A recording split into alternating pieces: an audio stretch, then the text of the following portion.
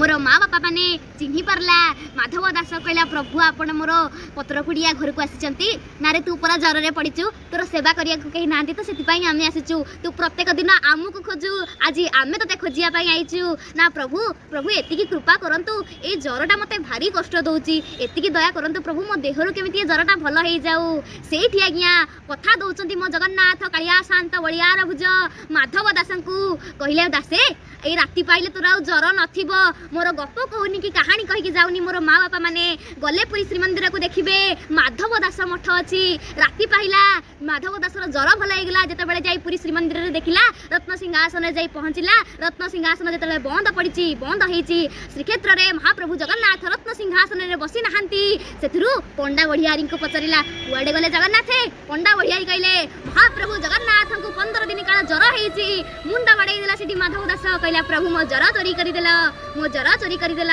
बोलिए जगतनाथ जगन्नाथ भगवान की जय धन्य तुम लीला प्रभु।